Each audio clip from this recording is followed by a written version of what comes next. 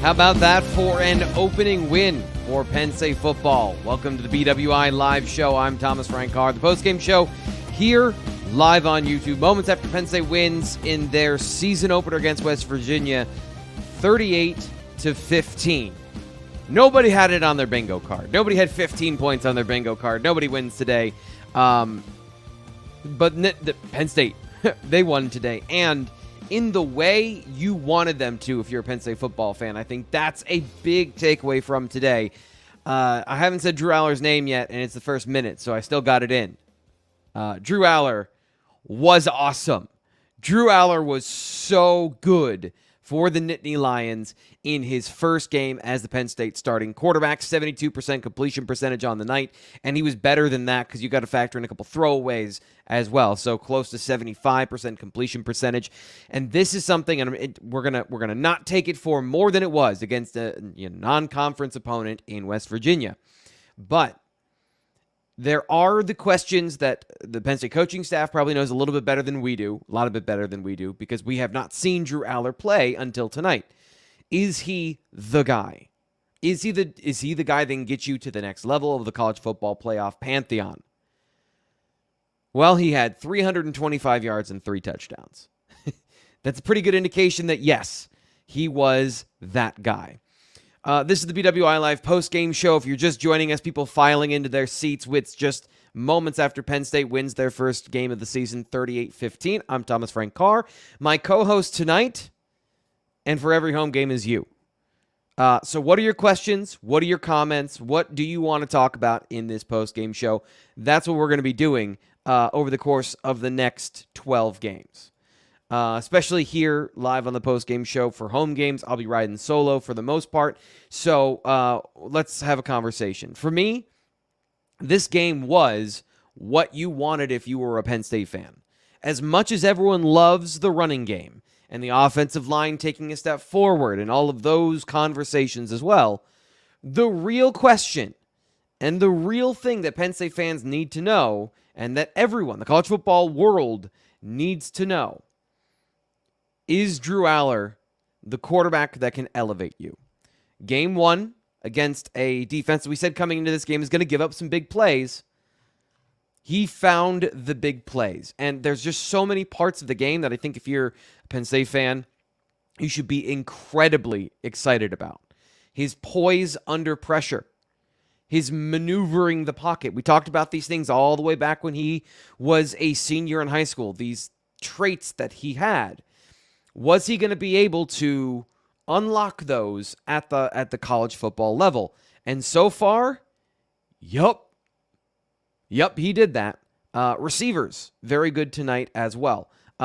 We'll break a lot of this down during film study tomorrow and then give it to you, BlueWhiteIllustrated.com, with T. Frank's Film Room and a film study of tonight. But the first thing you got to know, if you're here enjoying the win, you can also get a second win, and that is the Blue White Illustrated kickoff sale. You can get 50% off your first year of membership at BlueWhiteIllustrated.com because I'll be doing full film analysis. You'll get the inside information on recruits and how people felt about this win that really matter. Not just fans, but the recruits at the game. Of course, you're going to have insights and access from all of our reporters that are live there. We have an army of people live at the stadium, which is why I get to sit back here in my studio and do my instant analysis here and give it to you live in the postgame show because we have so many people doing great work over at the stadium. And, of course, we'll have James Franklin's press conference live on the YouTube channel. We'll also have instant analysis and reaction from Fitz and from Nate and from Greg Pickle, who are all there at the game. Also tonight, the show is brought to you by Alum Lodge. What are you doing for your lodging tonight? Because if you're watching this, you're probably at home. But if you're filing out of the stadium, if you want to go to a game like this is going to be a special year for Penn State by the looks of game 1.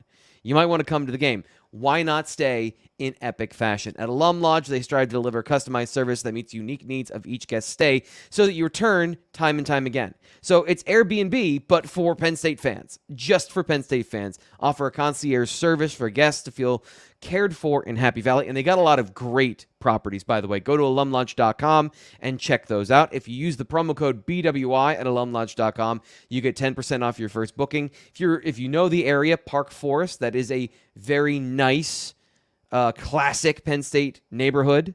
They have stuff at the Village at Penn State, which is super close. And if you want to stay a little bit farther out in the woods like me, you can go to the Horse Retreat. Literally, you can stay at a Horse Retreat for your next Penn State football game. So check that out so you can watch Drew Allar in person. Again, the numbers here are excellent. I did a deep dive this offseason into quarterbacks that turned out to be the guy and their surrounding casts and how they performed in their first year as starters. And they all performed. It wasn't like they were led by a running game and they were a sidecar on the team.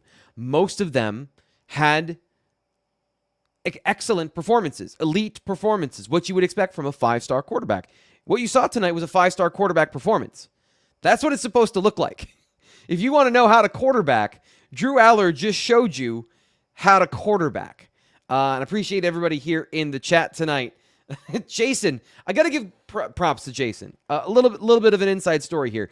Jason gives his thumbs up on literally every single video here on the channel. And Jason, I just want you to know that I appreciate that so much. That is awesome that we have the support we do from our regulars here on the channel. And for new people like Gary N. Gary, welcome to the channel. Appreciate you being here. Can I try to kick one? Asks Frack the Hunter. Sander Sahaydak had a bad day, missed his first 2 kicks, and this is why I don't try to break down special teams, because he was a 5-star kicker, or whatever the Cole kicking rankings, a very highly rated kicker, because it's all about what's between your ears. I can't look at a kicker and say, hey man, that's a great kicker, because in the moment they'll tell you when they're a great kicker. So we look at all of that. And we'll find out how that goes throughout the season. Alex Felkins came in and righted the ship. 38-15, the final score, able to take over from there. Jim says, Allar was very good. Defense against the run, a little concerning. We'll talk about that throughout the show. I'll hit on that right now, and we'll get to it in just a little bit. But one of the things that I noticed from Manny Diaz is a lot of zone blitzing. And this is something I said before the show, before the game, is that if you zone blitz, sometimes you miss.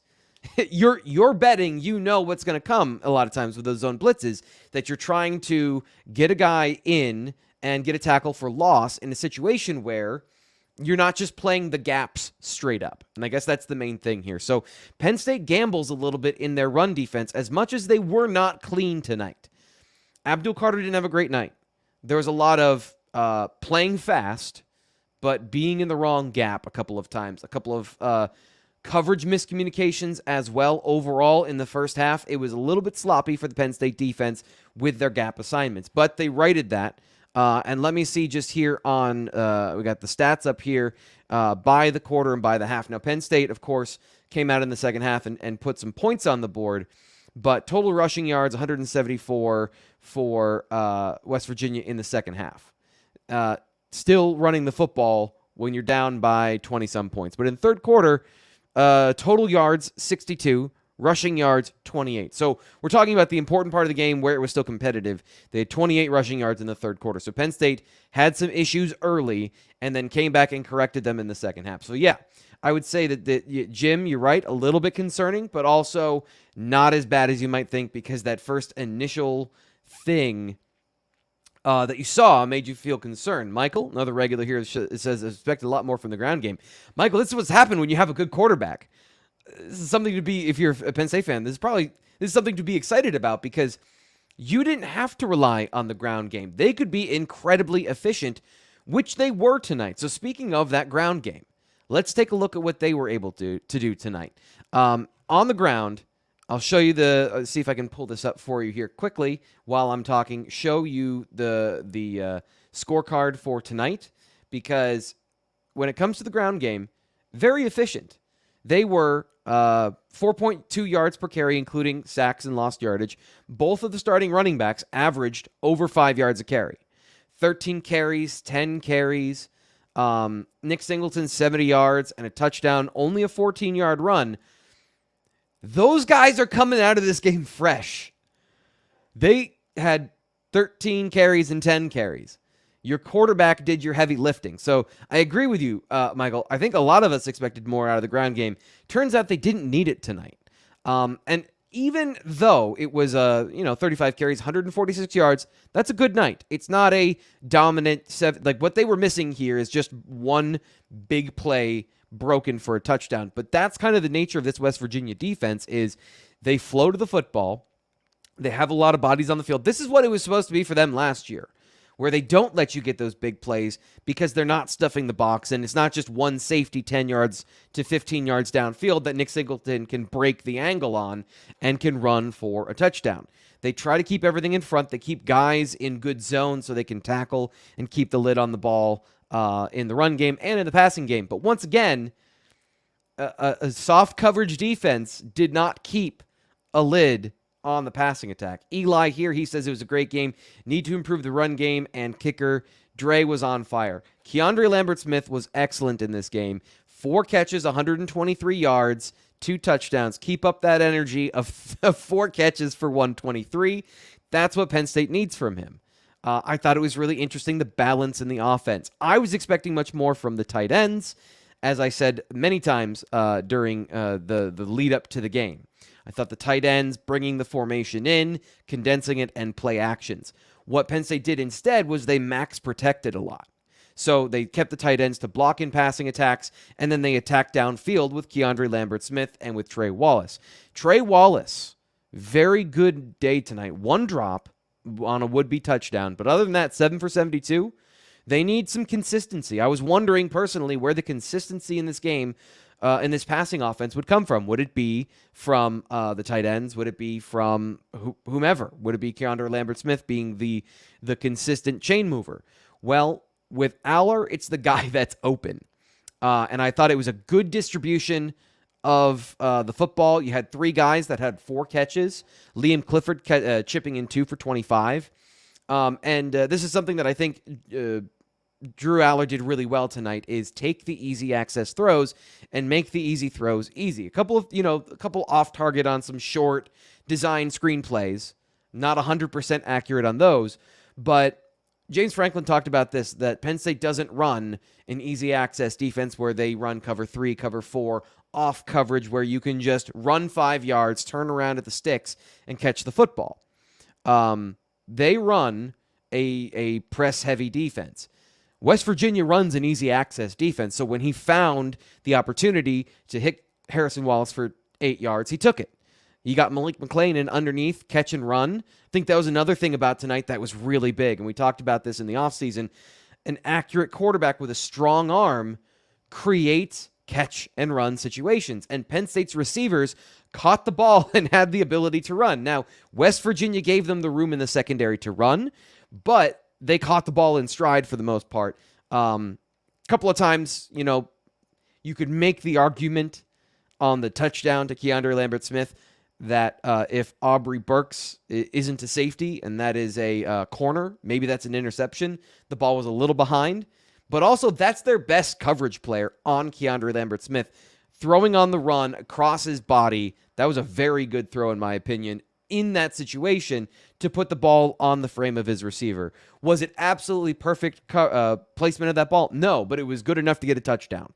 So great stuff from Drew Allar. The pocket poise, the accuracy, the calm under pressure.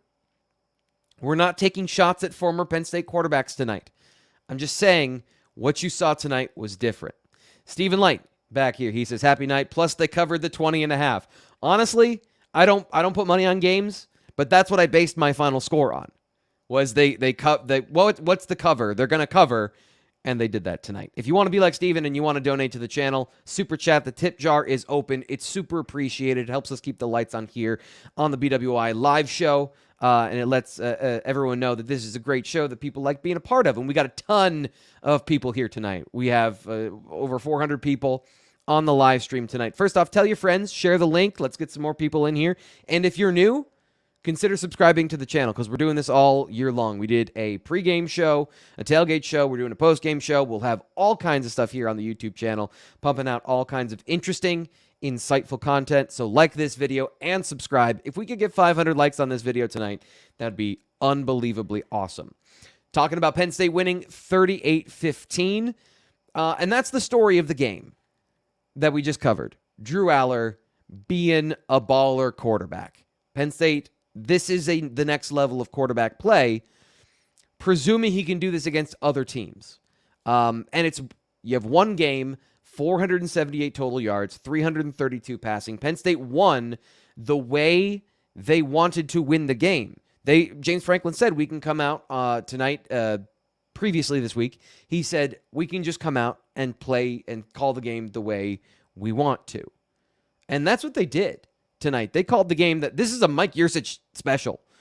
At one point, Drew Allar's average completion percentage was almost 17 yards. It was 15 tonight. So just think about that. Your quarterback in his first start is going to throw the ball almost 30 times and average 15 yards of completion.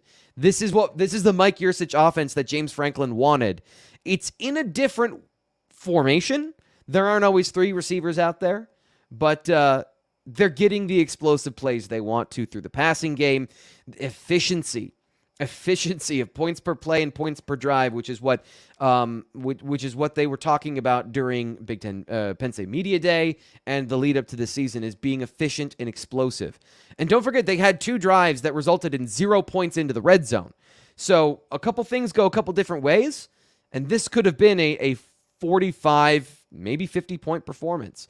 Now, obviously, it didn't, and West Virginia did a great job of closing the door in those situations. When it comes to the offensive line, I have more to say about them as run blockers than pass protectors, because a lot of that stuff, I'll have to really dig into the film tomorrow to look at that and give you, did the offensive line take a step forward? I believe there were 2 sacks in the game. Let me look at that quickly. 3 sacks in the game. But for the most part, Drew Allar was able to compensate for that. So that is a good night for Penn State football and their offensive line. They saw the best tight end room in football, but we still didn't use them in the passing game. He would have thrown for 400 to them. Yeah, Tyler Warren caught 1 for 9, and Theo Johnson didn't receive a target, I don't think, in the game, which is interesting. What he did do was he did confirm that he's a much better run blocker than he was last year. So Theo Johnson, this offseason, seeing him in person the first time during the summer, it was shocking the amount of muscle and weight he had put onto his frame. He went from looking like, a modern tight end, with one of those guys that is smooth and runs around the football field and is athletic, and then he looked like a real Y, an inline, nasty blocking tight end. And that's what he showed tonight. I was very impressed with him and Tyler Warren and their improvement as run blockers tonight. Chris says, very underwhelming performance. Drew was awesome, but offensive line and rush defense were trash. Probably the worst performance of Abdul Carter's career, too. I disagree with the worst performance, but I do think that it was not a great performance from the defense in general, and Abdul had a couple of missed gaps. I don't think you should expect perfection in game 1. I think you have a very high bar here. The offensive line, and I want to give a shout out to Caden Wallace, a guy who has been under siege quite a bit throughout his career. He performed very well tonight in the snippets that I saw of him as a run blocker. That 320 pounds he's carrying on his frame, he used it. The general sense that I got from this group, from the tight ends and the offensive line, is they're here to block. They're here to run block. And I thought they did a very good job at the goal line, in some short yardage situations, in some pin and pulls, where you saw even Venga Ioane getting out in space and running people over. The other thing is they are seeing them on TV. So seeing them in person and you see them all next to each other, and you kind of go, okay, That's the offensive line, right? And you see, like they're big people, they're massive people, but you see them all together and they all kind of look the same. Seeing them against the West Virginia defense, they are massive. This is a big offensive line. So Penn State, I think they're going to have an opportunity to be good in the run game and to be good as pass protectors. We'll see about that second part. The sacks and the pressures were there. Maybe some mental errors because I saw a couple guys come through unblocked. And this is just me. On certain situations, offenses will use play action, and they will pull pretend like they're running the ball and pull a guard, and like, hey, look, we're gonna go this way. Everyone run this way. And more times than not, your guard is pulling, and he's gonna miss his block because he's not the most athletic offensive lineman on your roster. He's the guard for a reason. And in one situation, what happened was West Virginia blitzed through that gap. There was nobody there to pick it up. Hunter Norzad might have been involved in that. Have to look at the film to make sure. And they got a free rush. So for me, I'm throwing out the play action power. I hate that. I've always hated that. But I understand it is something that everybody uses. I'm not saying like Mike Yurcich is a bad offensive coordinator for calling it. Just like I said earlier this week at BlueWhiteIllustrated.com, I'm not huge fan of screens. They were effective tonight. Just my personal flavor doesn't always mean that it's the wrong thing. Peter Anthon back for this season. He says, very first game against good opponent, good gap discipline, and tackling on D needs some work. Tackling in the second half, there was some issues there. I will agree with you, Pete, on that one. Tackling, angles were hard for this team because Garrett Green is genuinely a great athlete. I came into the game saying he's Trace McSorley-esque, and you saw, he's hard to tackle. So a couple guys in space having to break down, and part of missing tackles sometimes is what you don't see before the tackle, where you're pulled out of position by your eyes or your feet, and then you're not square, and you're making up ground already to try and get to the guy you're trying to tackle. So part of the conversation with the tackling is also part of the mental mistakes and kind of the rough game in the first half for Penn State's defense. But another thing in this game, and we want to talk about the run defense here for a second. There were guys that were struggling to be in their gap. Some linebackers not taking over gaps from the defensive linemen on stunts and things like that up front. But also, the stunting and the zone blitzing from Manny Diaz was nuts. At the goal line, you saw Devon Elise going from the A gap to the C gap. So that's if there's one guy on this roster that's like a pure one technique, a nose tackle, it's Devon. And you have him running to the C gap.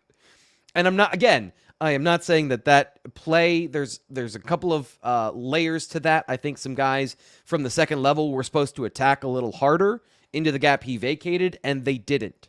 So every play works when you draw it up and it's executed right, but it's just some of these gap exchanges are pretty extreme. There was another one, C.J. Donaldson on after the holding penalty. There was a 17-yard run. Hakeem Beamon is hitting the backside of that play, and that's his job. He's running to the opposite side of the zone, so they're trying to cross up the blocking, and they're trying to get a tackle for a loss.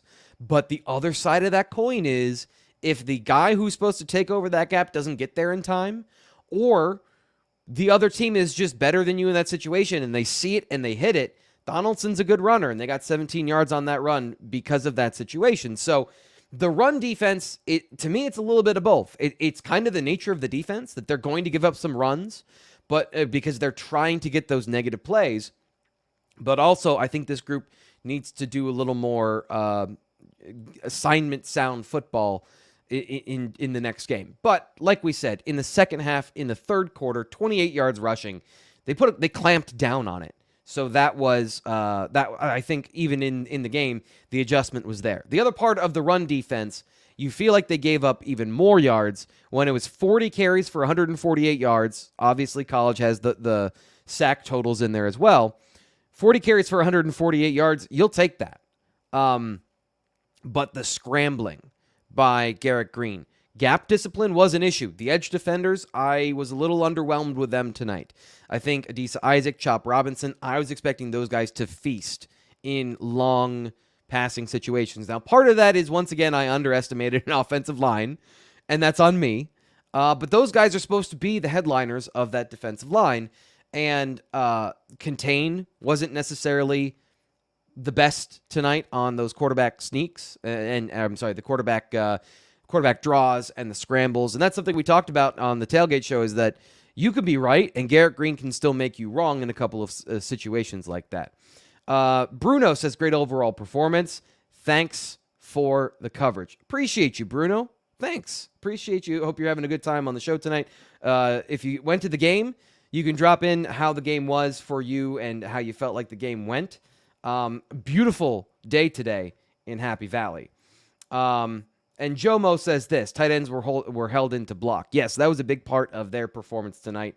And I think that is something that will change going forward. But we've talked about the receivers, and we've talked about Keandre Lambert-Smith.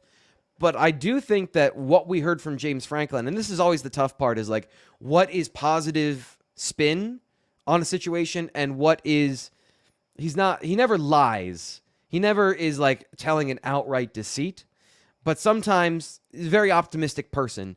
And there's what we want to be true and what we see and what we believe, and just giving these guys a vote of confidence publicly, right? This was a receiving core that you saw a lot of guys on the football field, and I think that was encouraging for week one as that battle continues. Again, Malik McClain got involved. You got Liam Clifford. Dante Cephas had a couple targets. One catch for 22 yards. Did have the drop, but looked good running routes. So they have a lot of they have a lot of options in this offense, and I think that's a positive thing. Matthew Fochese, Dr. Drew. I don't know that I'm going to give him that nickname, but that's a good one. Dr. Drew. Excellent there. And Yurcich up in the coach's box, the thing we talked about this week. I think that's a big thing. I think you're going to see the play caller, Mike Yurcich, have more insight. And he was good before, and I've always thought like his run game insight from last year was very good. That is going to be a story that I think we're going to talk a lot about this year. Got some more people here. We got so many people here tonight, by the way. Want to thank everybody for being in the chat. There's a lot of comments coming in. I'm just one man. I'm going to get to as many as I possibly can in this conversation. This very one-sided conversation I'm having with you. Gary says, Frank Norzad looked good at center. No bad snaps. Solid. I would go with solid. There were a couple high snaps. Drew did a good job. Dr. Drew, I don't know if I can do it, man. I don't know if I can do it for Cheesy. I don't know if I can call him Dr. Drew. He did a good job wrangling those snaps. And Norzad, I think for the most part, there were some really good blocks on screens. I'll say that. I saw some of that stuff. But when you go into the pass protection, there was some leaky pass protection on the inside tonight. And he might have been responsible for some of those. I don't want to be glowing about him and then have to retract it. But I also think he was good. So for the Penn State fans that didn't think that he was going to be a good center, I think that this offensive line performance was a very good one tonight, despite not, giving up a little bit of pressure and Drew Allar having to evade it. Part of that, too, by the way, when you max protect, you are in some ways inviting pass rush. Because what happens is, if you're in a man coverage defense, you have two options when somebody stays into pass block. You either drop into a zone, or you blitz. Your guy is blocking, so your most valuable thing to do is go attack the line of scrimmage. So you can, by max protecting, invite more pressure. And that's where, going back and looking at some of these things, I think that's going to be where the nuances are of, were these free rushers? Why were they free? And how does Penn State correct that going in? And that's why the old adage is, you love a game like today where there were mistakes on defense, on offense, and you can go fix them. But you also got to win, and it's the fourth quarter, and I'm spying the fact that Drew Shelton is at left tackle. So Bo Prabula, Drew Shelton, Vega Ioane, all these guys got snaps in the game late, and you had the T formation in the middle of the fourth quarter, basically victory formation. El Guapo here with a donation to the BWI Live channel. Love you, El Guapo. Thank you very much for the donation. This is a good point, too. West Virginia, a solid team. A lot of familiar names out there that Penn State has either recruited or were on the team at one point. It is a good team. They have improved since last year. That defense was not as leaky as we expected it. I expected it to be. That being said, they still had some coverage busts, and they still had a lot of that, what you would expect from that defense. It was a little bit in the middle ground. Penn State. See, I have a hard time with this. They could have had 2 touchdowns in the red zone. You can't forget about that. But also they didn't. They were able to get pressure and stop them in the red zone. So that's kind of the hit or miss with the bend or don't break defenses. They could have broken very early in the game. And it took a couple of really good plays from Keandre Lambert-Smith and from Drew Allar to get open. By the way, I love those crossers. That scissor route, the touchdown. And by the way, Todd Blackledge is excellent as an analyst on national television, giving you really precise surgical insight on the replay.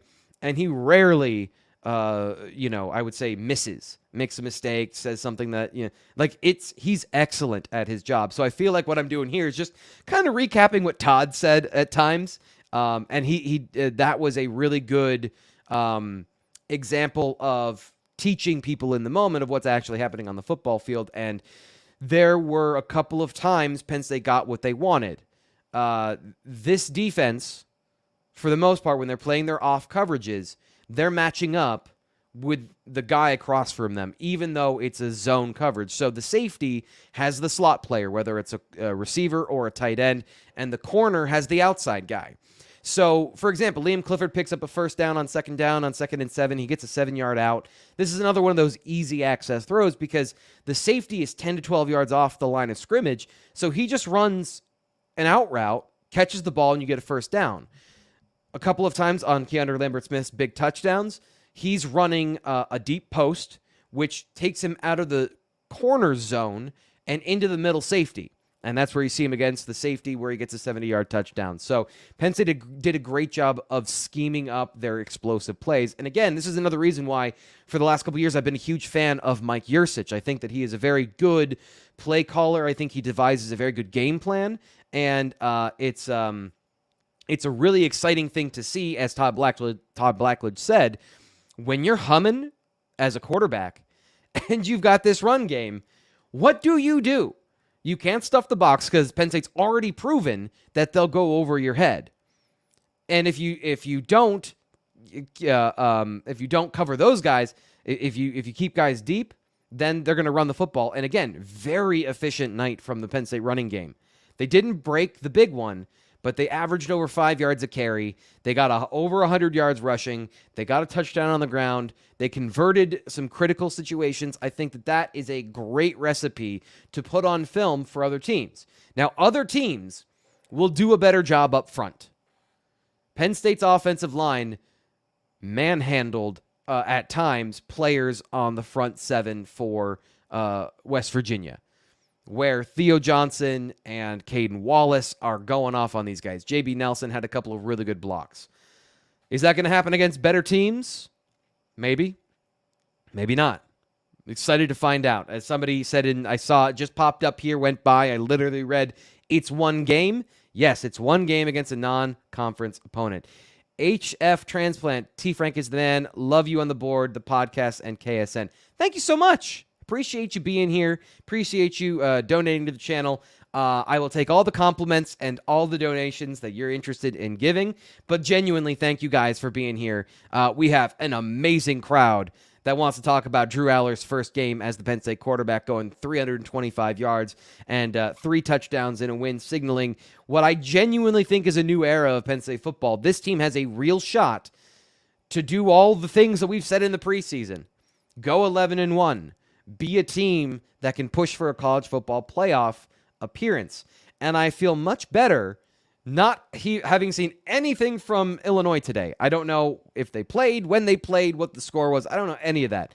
Having watched Drew Allar play this game, I feel much better about his opportunities in the future. Although, let's wind this back a second. We've talked a lot about West Virginia and how they run and the zones and how open guys were in zone coverages.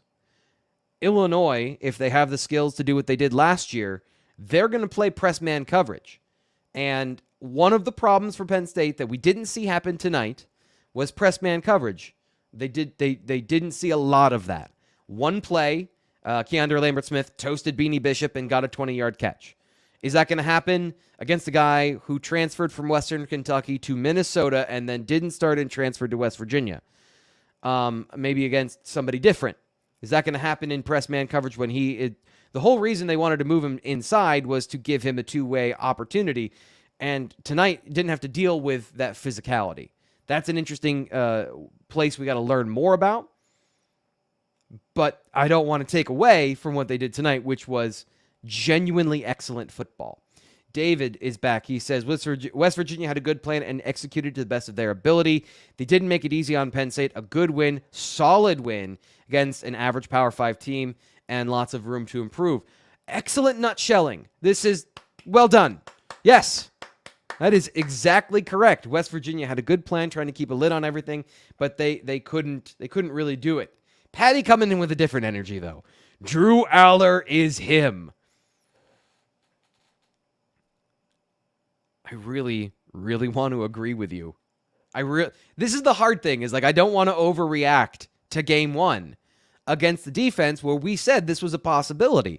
I came into the game saying, just let your young guy throw the football. Don't think about it as a first-time starter. Think about it as a quarterback going up against West Virginia. And they did that. And it looked great. It looked really good. At one point, he was 9 for 10 for 135 yards and a touchdown. It's hard to be mad at that. It's hard to be like, you know what? Let's put on our adult hats and be reasonable. Sometimes you just got to say it. You got to shoot your shot. Patty's here saying Drew Allar is him. Some of his other comments we're going to keep in the chat. But I agree. He was him tonight. He can be him in the future. And I kind of expect him to be him a lot this year. Can he be him when the stakes are raised? That's going to be the $1 million question, 1-0 mentality we'll focus on tonight. El Guapo said, I thought we'd be talking all about the defense. Here we are, all about the offense. Now, we can talk about the defense, but the offense was fun. This offense was fun to watch tonight. They did a lot of good football things. And you're right, the defense was the headliners coming in. And that, I think, is why Penn State fans should be very excited about what's going on here, because I think Drew Allar showing this and putting all of this stuff on tape.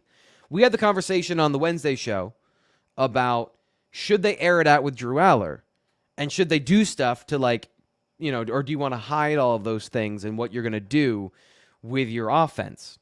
And West Virginia was too good of a team, I think, to hold a lot back, but they didn't need everything in the arsenal tonight, and they were able to show that Drew Allar can sling it. He can navigate a pocket and find guys, and you're going to have to play really tight coverage. I think amazingly, like, I don't know you can play zone against Drew Allar, which for a young quarterback, that's really impressive to say, like, he shredded that zone defense tonight.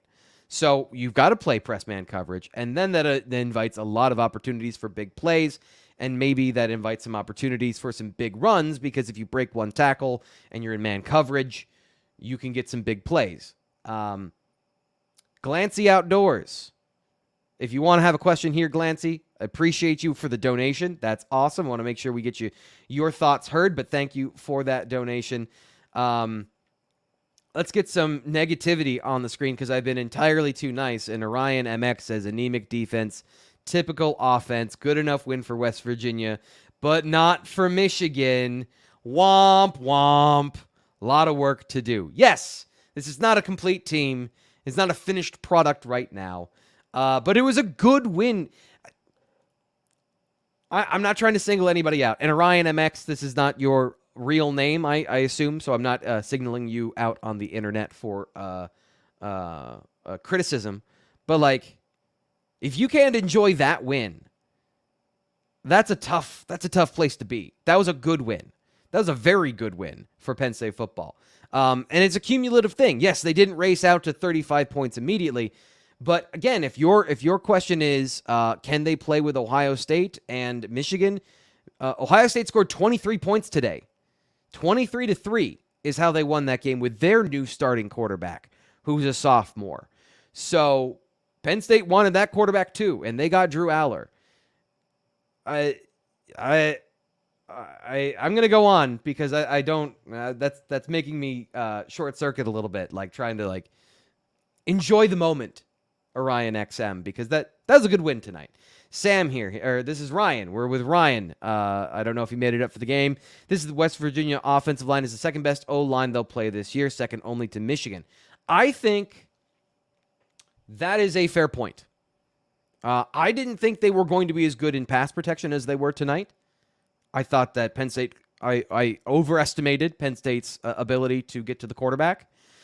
We'll see how that plays out throughout the year because we know Chop Robinson is good. We know Adisa Isaac is good, and Denida Sutton is good. We've seen them get to the quarterback.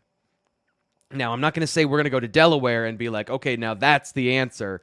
Obviously, they'll do well against Delaware, but, the Illinois offensive line, they're going to run block a lot. They're going to look similar in style to this team. But this West Virginia offensive line, give them their flowers. They were very good. I thought they actually did a good job of keeping the pressure manageable on Garrett Green. And he did a lot of lifting, by the way. Garrett Green did a great job of scrambling. And I have to check again, what were his stats as a rusher? 15 runs for 71 yards. So he accounted for over 200 yards of the team's 310. He was basically 2/3 of the offense tonight.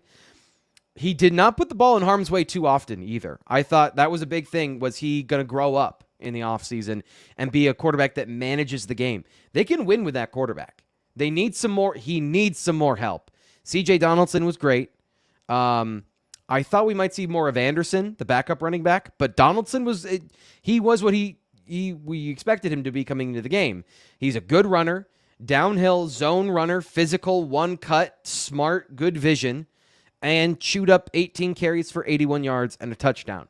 If they had more receiving help, that would have helped out. Devin Carter, 6 catches for 90 yards, but it felt very hollow. One of them led to a touchdown, but generally those yards kind of felt hollow. The question here, did Amari Evans play? I did not see him out there. I have to go back and look because they were cycling through a lot of guys. He might have been on special teams, but I did not see him in the 2 deep receivers. You saw Cephas, you saw Clifford, and McLean was a big part of the game tonight. Harrison Wallace, Keandre Lambert-Smith. I don't know that if I saw Amari Evans, but he might have been there for 1 or 2 plays. M, the letter M is joining us. Not only is it the letter M, it's a blank box, just a white box. Welcome, mystery person. Joining a little late, so sorry if I was already covered, but huge Abdul Carter fan. He missed too many key tackles tonight. Yeah, we covered that a little bit earlier on the show. You can go back and watch that on replay. He also made some impact plays late in the game.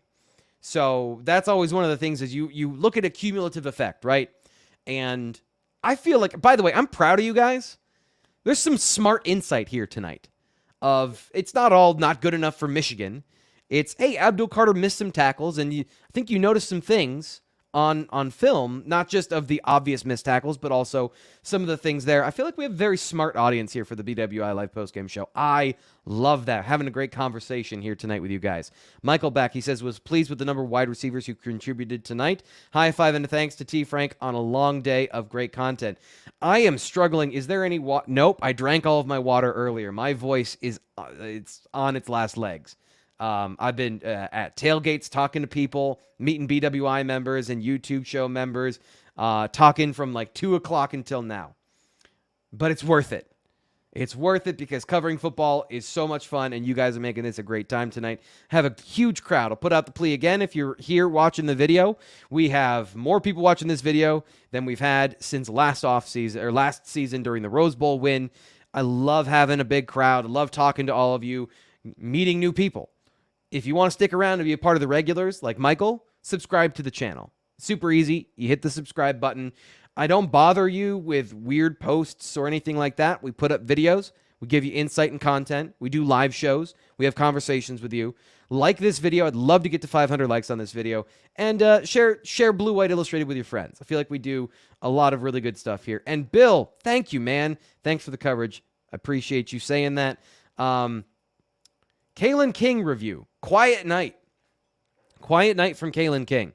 A couple good tackles from what I remember on the defensive side of the ball. Let me pull up the defensive stats. I haven't really looked at the defensive stats. Curtis Jacobs, 10 tackles, a sack and a TFL. I think he was the player of the night for the Penn State defense. Kalen King right behind him with 5 tackles. So what happened on that one play where Devin Carter got behind him is they were running no huddle. West Virginia was running a no huddle play. They got him with some up tempo, and they almost hit a big play. So that was kind of unsettled. The defense wasn't set, and I think there was a miscommunication in the coverage of they didn't all know what the call was there. So Kalen King got caught on that one, but my guy Jordan Vandenberg was able to get a good bull rush, push the left guard back into the lap of Green, and the ball sailed because he couldn't step into the throw. So that's what I got for you on Kalen King. Quiet night because they did a good job of pressure elements without getting a lot of sacks tonight. They did get 3 sacks. Abdul Carter, Dom DeLuca got the give-up sack on the what the hell was that play. And the other 4th down play, can we just stop for a second and admire the fact that they ran a play that I don't even know what the point of it was. Like, I watched it twice. It was during a really hectic time in the game. I don't exactly know what the target was on that play, but they had 2 quarterbacks on the field, and I'm sure it looked really good when they were scheming it up on the whiteboard. But it did not work. It didn't work because, that was... I hate being, critical, very critical. But I think everyone watching that, including everybody on the message forum, by the way, again, join BlueWhiteIllustrated.com, 50% off right now. We have a live thread where we all talk together like you are in the chat right now over at the message board. And everyone agreed that was a dumb play. Everyone agreed that we didn't know what was going on. So, the one thing that we can all come together on, we can't come together on this was 100% that this was a good game and that Penn State won and, this was a great performance. But we can all agree that what the hell was that? Michael says, great job watching from Oklahoma. Appreciate the energy you bring into the show tonight. And here, look at that. Only one game, much to improve, but without improvement still only a 10-2 team. Okay, I love that we've come off of sloppy bad game, not good enough. But yes, that is the point, is that this season, and here, I will just throw this up here for you so that we all are on the same page about what is expected of this team this year. So we're going to take a look together at the Penn State schedule. And we're going to go right now, and we're not going to go 1-0. We are going to go through the schedule and look at this. Next up, Delaware. Penn State 1-0. Look at that. They have a 1-game winning streak. Delaware at Illinois and Iowa. Those middle 2, Illinois and Iowa, can be tricky. At Illinois, that defense, how good are they? That's going to be a good test for this offense. But they put it on film that they can run the football, they can be efficient and score and get lots of yards. This offense is not anemic. Then you've got Iowa at home at the whiteout. And somebody, I don't know what Iowa scored tonight. I'm assuming it's under 20 points. I'm assuming that Brian Ferentz is, his contract is already on ice. Penn State can score 30 points a game. So in those 2 games with questionable offenses, they should be tested, but get through those. Then you have Northwestern and UMass. Northwestern doesn't have a head coach. UMass is UMass for homecoming. And then you have Ohio State. This sets up really well for Penn State to work out those kinks, to work out the mistakes, to get the defense sharp and on point, and to there's no preseason in college football, so a lot of these things the defense can't hit the quarterback. They've got to pull up a lot. They had the physicality, they had the effort tonight. Do they have the execution by October 21st? And I'm not saying this is Michigan's schedule from last year where they played Rutgers, Maryland, UConn, Hawaii, and Sister Jean. They will be tested in the month of September.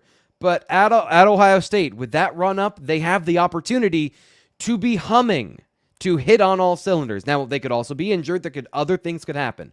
But this year, the way it sets up and the nature of these teams, as we see this unfold, Indiana, Maryland, Michigan, every year when James Franklin's teams had an opportunity at the college football playoff, at a Big Ten championship game, what did we always talk about?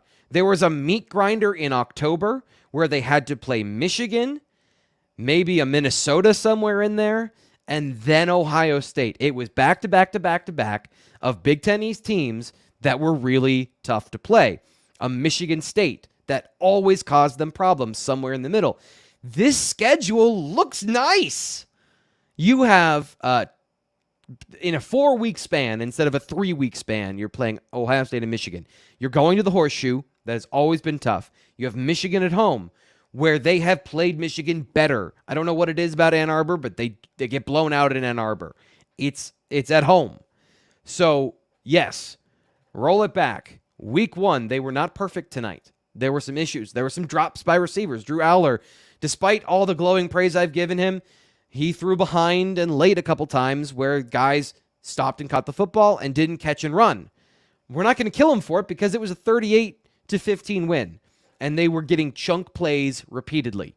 So, are they the sharpest they'll be all year? Their goal is to get better every single week, to improve on this, to show the mistakes, and to correct them and move on with a win. So that is what is setting up. It's not good enough yet, yeah, but it's not yet. McClain was good tonight. I have been very excited about Malik McClain because from a physical standpoint, I feel like this is a guy that's got a lot of special skills. I think he runs really great routes for a guy that is 6'2", 6'3". He's got a big catch radius. I think he's got good hands. For the most part, like in that he catches the ball away from his body. He doesn't body catch. He doesn't have some really like nasty habit that I want him to fix first. But it's putting it all together. It's being able to run those routes consistently, to catch the football, to be in the right spot, to do all those things. And he did that tonight. He didn't have, I would say, the more complicated routes.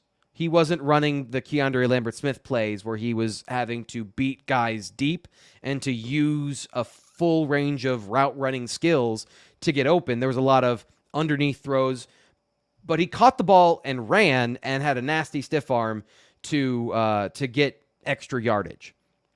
I do want to go back to this again and go back to the defense. I thought Curtis Jacobs was the best guy on the field tonight, and that's a relief because I always want to be honest, and Curtis is a big friend of the show. We've had him on a bunch of times, and I always like when he plays well because then I can say he played well. And he did a lot of great stuff tonight. I thought his awareness on the football field was really good, and when he went into that will position early in the game, that steadied things out for Penn State. The rotation at linebacker. You saw a lot of Dom DeLuca, and you saw a lot of Tyler Elsdon, I think, to the surprise of some people. Those guys are going to play. And I do think that when they were in there was a step down in performance. Although Kobe King, I know one play in particular where they had a swing pass, and he blitzed, and he's on the side where he should have the running back if the running back goes out for a pass route. I don't know that he read that right. There were a couple of times I feel like in coverage, there were some miscommunications at the second level. That is one thing I'm going to go back and look at. I'm going to look at that play in more depth, but fairly certain looking at that, he should have broken off that blitz and he should have covered that swing pass because they got like 9-10 yards on that play. And if you just look at the way the defense is kind of spaced out, you got to have a player for every receiver. And the next guy in line on that side of the field was King, and I don't think Curtis Jacobs is supposed to be coming from the backside of the field all the way over to cover the running back. You usually like to have the leverage of the running back covered by one of your linebackers on either side. So, again, things to clean up. The linebackers tonight were not spot on, but again, this is why you have depth and you have talent and you have veteran players to come and right the ship. Jalen Reed was good tonight as well. I don't think he gave up anything big, and that was an area that he talked about. I talked to him about that a little bit this offseason when we were talking to him during training camp, is he lost weight. He tried to get a little bit slimmer, a little bit more fit, wanted to be better in coverage. There was one play, made the joke, he broke up a play in the end zone on a slot fade where he was covering the receiver, and he came down for make sure he had his run fit and then had to turn and run. And he put his entire soul into the burst to the football. But he got there, and he broke up the play. Last year, that's a play that I don't know that he would have made. I don't know that his change of direction would have been as good, and he would not have gotten the ability to get into that position. And I apologize. This is what happens when you got Kobe and Kalen King on the roster. I'll show this again. Kobe King had 5 tackles tonight. Kalen King had 4. But they're both K. King on the roster, and you have to see in parentheses, one's the linebacker and one is the corner. Tons of comments here in the chat tonight. We covered this earlier in the show. Yeah, as a massive Abdul Carter fan, missed tackles.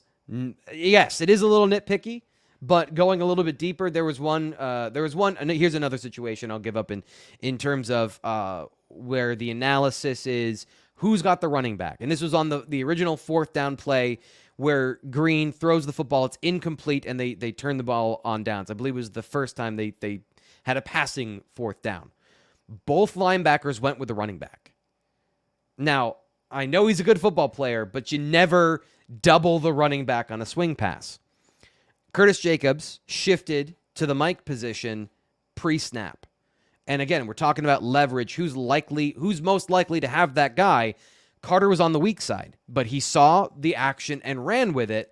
And I think he was supposed to either spy the quarterback or blitz on that, and he broke off his assignment, and you got 2 guys running to the ball in the same place. So, yes, there were some mental errors there, but we're not going to be beating people up over that in a 38-15 win. We'll point those things out.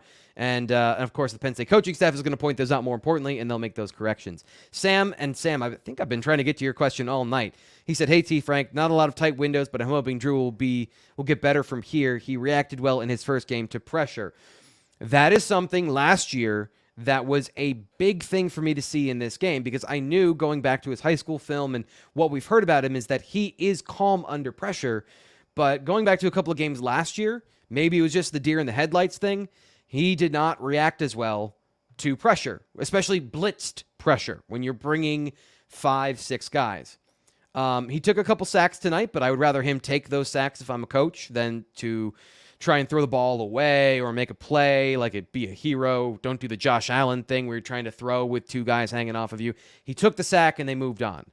He did the right thing, and the kicker didn't hit the kick. So Drew had big windows, but he also created those windows with his scrambling and his moving and using his eyes. Getting to the backside correctly on a read, on a full field read, not a lot of college quarterbacks do that, and not a lot of them do it in their first game. We saw some of this in the blue-white game earlier in the spring. You don't want to overreact to that, but that's the good stuff. I'm excited and smiling here. Not that I'm a Penn State fan. I like watching good football. Drew Allar gave me 60 minutes or however long he was in the game because he came out in the 4th quarter. He gave me good football. He did good quarterback things. His accuracy was good. His decision-making, his eyes, his hips, his feet, his heart, his soul. It was all good tonight. This is great. Tonight will be the most points scored on us until Ohio State. A lot of confidence here from Weggy Ocean. So it is nearly an hour here on the show. We usually go an hour on the postgame show. We've covered most of the stuff here tonight. We got to the defense. Once again, I completely glossed over the defense in a lot of ways, and I apologize. The offense is just fun. Offense is fun, and I always cave to that side of the football. And, of course, when you have a new quarterback starting and throwing for 325 yards, it makes it easier to do this show. But if there's anything you guys want to cover, drop it in the chat, and we'll talk for a couple more minutes. Probably won't go much longer than an hour, but I appreciate you guys being here. And one final request. Hopefully we've had a good conversation. Maybe you learned some stuff about the game. Hopefully my analysis of just using my hands and talking, I've made it clear. The plays we've broken down here without any visual aid whatsoever. We will have that at BlueWhiteIllustrated.com, where I'll break down some plays and I'll show you what I'm talking about with the film. So you can subscribe right now, and I'm going to throw this up on up here on the screen again, because this is the most important thing outside of the Drew Allar stuff, is that you can get half off of BlueWhiteIllustrated.com, $49.99 for an entire year of content. Join the message board. It is the black hole that you want to get sucked into, because you get all the information. You'll meet some great people. You'll have some great conversations. Maybe you'll get into one or two arguments, and then you'll bro hug it out. It'll be a great time. I love having the community we have at BlueWhiteIllustrated.com. Chris Gorky is here. He says, T. Frank, the D issue is the D line not two gapping. Was it issue with run D? Sorry if I already covered. I just got here. Penn State doesn't two gap. So if you're thinking of a nose tackle eating up a double team and playing two different gaps, they don't do that. They play one man to a gap. And because they do that, they can do all kinds of crazy things. And even Manny Diaz has gone further in to say, like, a lot of guys will play the shoulder of the offensive lineman. And so they can maintain that contact, and you can keep one gap closed with the offensive lineman's body if you use him to close the gap behind you, if that makes sense. Penn State plays the gap. They don't play the man. So they're running and trying to hit a target. So that's how you can take Devon Elise at the goal line and try and hit him on the backside C gap, because you're expecting one of those linebackers on a cross blitz to aim at where he was and hit it with a vengeance, and there to be a confusion on the offensive line and to attack and to get that tackle for loss that they're trying to get. They're trying to create these negative plays. So they don't two gap. So just remove that from your brain and from the lexicon of jargon of Penn State football, because they don't do that. They one gap. In fact, that is the basis of Manny Diaz's defense, is they play one gap to one man, and they try to win through athleticism, aggression, and post-snap movement. This is Eggman says, in the running game, I about never see a pitch to the outside from Franklin, even going back to Saquon. Seems like doing it would take at least the run game be a little less predictable. I would disagree about the run game predictability. I think that this has been an evolution of Mike Yurcich as an offensive coordinator coming to Penn State. Before he was at Penn State, he was kind of like West Virginia. He was a zone disciple. Inside zone, outside zone, using that stretch play to stretch the field horizontally to create those seams that you can attack. If you want a full breakdown on that, I did a breakdown of that on Friday, on the Friday show, where I even had these really ridiculous diagrams, which I think I still have here. I could put it up for you. Yeah, so this is the outside zone. You want to create these areas of conflict for the read defenders, for support defenders, and also just run laterally and try to beat guys. This is what Mike Yurcich was. And in one of the early drives, they run outside zone twice, and Nick Singleton hits it really well and gets like 9 yards. Come back later in the game, and they're running counter, which is an entirely different family of blocking schemes. It's from the man side of, instead of having a zone that you're hitting, you're actually like, I've got this guy down block to this guy, double team up to this guy, and pull. And they're doing, classic football plays. So I think that they have a good biodiversity in their run game. Now, there was a play that I think you'll see later. To your point, it's a pitch play where it's the quarterback power, and you saw West Virginia run this tonight, but the quarterback didn't keep it. It's a power play that's set up for the quarterback, but he has the option to pitch it to the running back if the numbers are right. They ran this with Noah Cain in 2020 and 2021 a lot.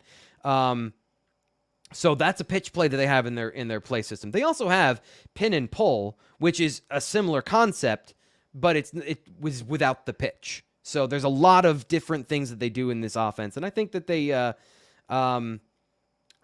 do a good job of having variety in the run game. Your Fates asks, curious about Penn State giving up third down conversions. Well, the fourth down ones to me are the problem, because I don't see that one getting better, because they got pushed off the ball a couple of times. If you want to say Penn State's D-line got pushed off the ball, 4th and 1, it wasn't even close. I mean, Garrett Green's fallen for a full yard and a half. So that was an area where I think the fourth down conversions were a bit of an issue. And yeah, James Franklin talked about getting off the field being an issue for this defense. I got to go through. I don't think they maybe 1 3 and out. They had 2 3 and outs on the game. In the late in the half, where they almost then got the ball back and scored and had the coming and going at halftime, getting the double dip of getting the ball after halftime and scoring right before. They did that because they got a 3 and out. And then to start the third quarter, it looks like they had a 3 and out where they got them behind the sticks, and they had that great play from Jalen Reed to get the tackle for a loss. So they didn't have a lot of 3 and outs. But these drives were 8 plays for 32 yards, 7 plays for 17 yards, 14 plays for 48 yards, taking 5 minutes off the clock. And that, by the way, is in the third quarter after Penn State has scored and West Virginia is trying to get back into the game with their game plan, which is running the football. And so, yes and no. I agree. I agree that they need to get off the field a little bit better, but they were able to, even when they gave up a couple first downs, they were able to keep things in contain. Chris is back. He says, I know they don't two gap. That's why I'm asking, is that an issue? I mean, I think we're debating whether or not grass should be green. Like, I don't think that's going to change. You're not going to change the bedrock of Manny Diaz's defense after game one, after he's installed it for a year and a half. So they don't have the bodies to do that, first off. And that's an entirely different defense. So that is that's a 3-down front. That is a 325-pound nose tackle. We've discussed that they're bigger now, but they're not that big. They're not going to two-gap. So, no, I don't think that that's the issue. I think the issue is they have to be in their gaps. And we've seen them be very good. Like, let's not overreact to one game of them not being in their gaps all the time. They did this a lot last year where they had a couple of games where they got a little loose. The first month of the season, they were working this stuff out. Purdue was able to crease them in a similar way to begin the game last year. So we've seen this from this defense, that then it clicks in. And Manny Diaz has said, we can't wait until halfway through the season to play our best football. So they still got some time. But yeah, I don't think that this was their best football. But it was still a good game from this defense. Let's not overreact to a team that had 310 total yards, 162 yards passing, and 1 rushing touchdown when it counted. This was a good win. It was a good win. I think the run defense was good. I don't think it was great. And they'll have all that to clean up and to get better. Like we said, it is not a complete picture. The receiver competition isn't over. The quarterback battle, I think, might be over. But that defensive tackle rotation, they've still got some things to work out. Amin Vanover didn't play tonight. He was not available. And also, Kazai Izzard, after being available last week, was not available tonight. So missing one of their veteran defensive tackles. I don't know if that changes a lot, but I think it changes some things. I think it would give them another guy out there and keeping those guys fresh. They rotated a lot on defense as well. So this team doesn't play just its starters. They go too deep. Everyone got on the field, keeping everybody fresh. We'll look at the PFF snap counts for you, by the way, at bluewhiteillustrated.com. That is premium content you can check out tomorrow to see how many snaps these guys played, because that's another part of the season is you got to keep everybody fresh. Nick Singleton had 13 carries. He got 70 yards. Efficient night. He also left 10 carries on the field that he didn't have to take. So all of that kind of adds up cumulatively throughout the season. That'll do it tonight for the BWI Live Show. Thank you to everybody who stopped by. This is by far our most successful show that we've had in a while. After a great win for Penn State football, Drew Allar going out and slinging the football. Penn State, they got a quarterback. Let's see what he can do for the rest of the 2023 season. I'm Thomas Frank Carr. Don't forget to check out James Franklin's postgame press conference. We'll have that here on the channel as well, and instant analysis from our guys at the stadium. Stay tuned for all of that on the BWI YouTube channel. I'm Thomas Frank Carr. We'll talk to you on Monday.